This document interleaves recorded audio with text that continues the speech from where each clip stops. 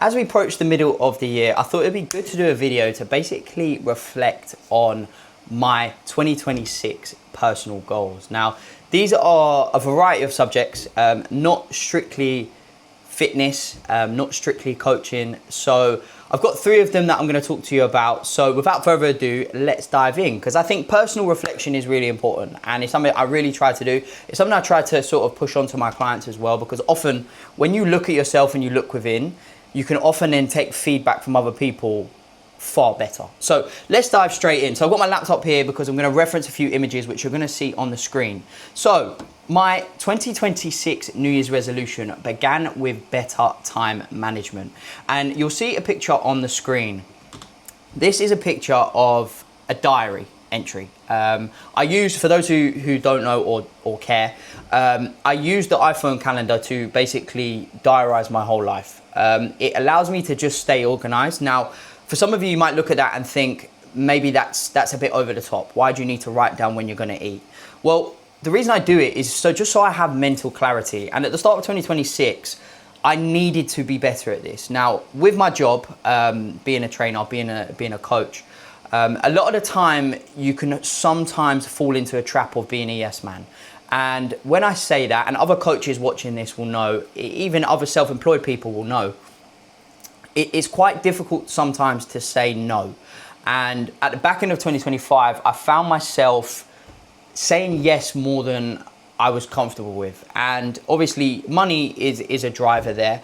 And it was something that I knew going into 2026 I needed to change. And what you can see on the screen is me having everything written down in color as well. Just so when I'm looking at it at a quick glance, I've got differentials there. You know, I've got my morning clients, I've got time when I can eat, I've got time when I'm training, I've got time when I can get a haircut. And then, I mean, I can't even get the whole day on there. I had one more call below with one of my online clients. But the reason why I thought this was so needed going into 2026 was because my job requires high energy. You know, I need to be on the ball all the time. And I can't have days where I'm not really feeling it.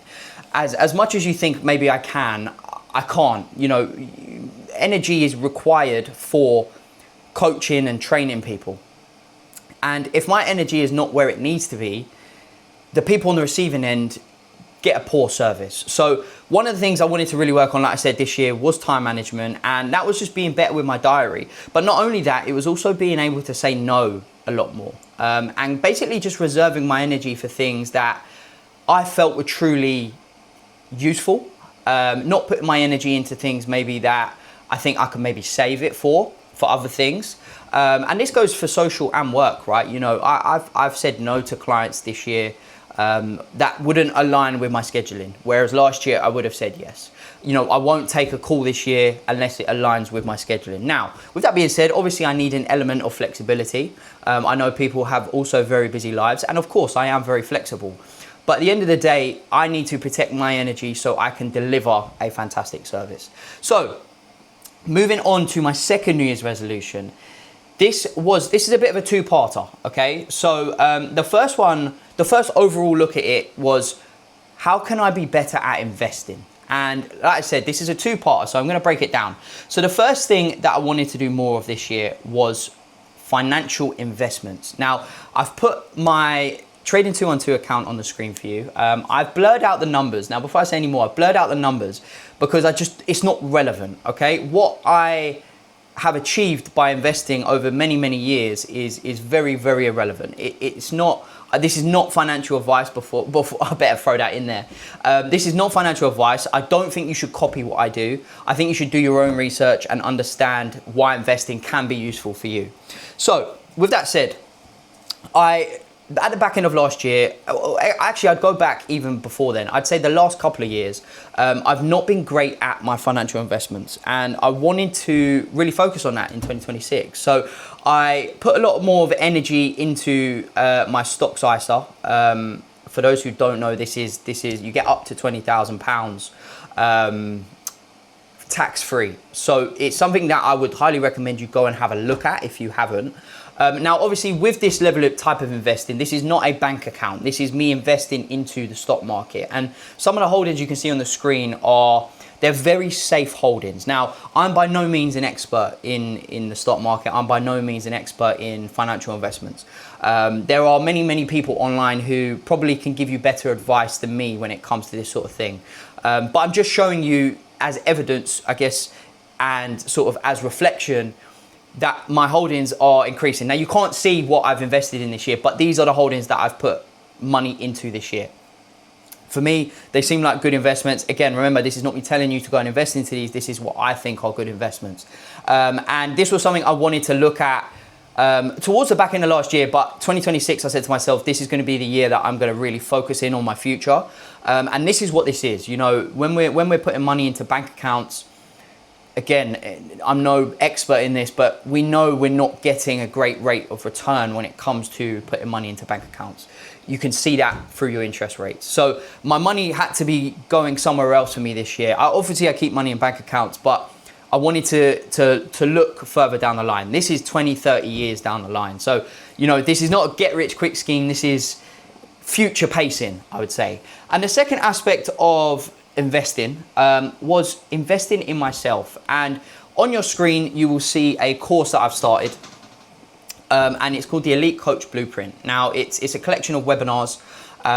It obviously cost me a fair bit of money, and it basically just covers coaching as a whole. Obviously, specifically fitness, specifically personal training, online coaching. It's something that I really wanted to look at this year because I've invested in a mentor in the past. I found it useful. I found it good.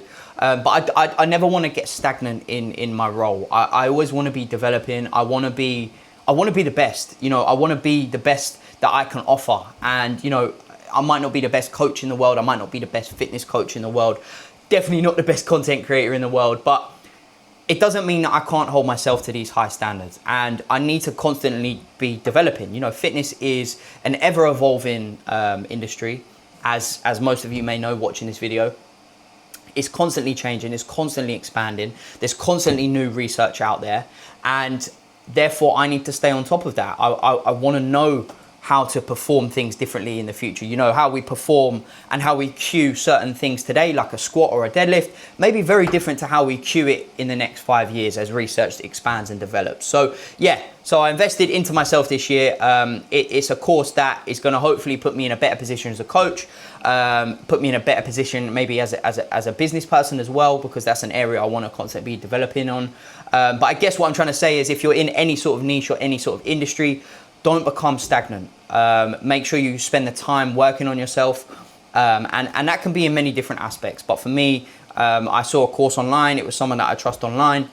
And I invested. And so far, so good. You can see I'm only a short way through it. But so far, so good. I'm very happy with my investment. And last but not least, I don't know if I'll have anything to chuck on the screen yet because I haven't quite finished it. But my last 2026 resolution was to get in some of the best shape that I've ever been in. And this was a bit more of a fitness driven goal. You know, I wanted to change the way that I went through my diet phase this year. And you know, you maybe say that's not a great 2026 goal, but for me it was. I wanted to try something different. And for those who have followed me on Instagram, for those who follow me for a while, you would have seen that I'd done my bulk slightly different this year. I did it a lot slower. I upped my food slowly. I upped my calories slowly as well. And as a result of that, what then allowed me to do was allow me to have enough time to also then kind of slowly reduce my calories down through my diet phase. And as a result, I haven't finished it yet, but I think I am in some of the best shape that I've ever been in. I'm one of the lightest scale weights that I've ever been in. I'm up at 75 at the minute, 75 and some change. And I've got about a week left, depending on when you're watching this. And I'm very happy. So that was, again, my last New Year's resolution. So bit of a short video, a bit of a different video for me today. But I think, like I said, self-reflection is really important. And especially as a coach, I think it's really important to highlight these things in and outside of fitness, because I want you to see the whole picture. And, you know, YouTube was an opportunity for me to showcase that. So if you like the video, please drop me a thumbs up, drop me a comment, subscribe, all of that sort of stuff. And I shall catch you in the next one. Laters.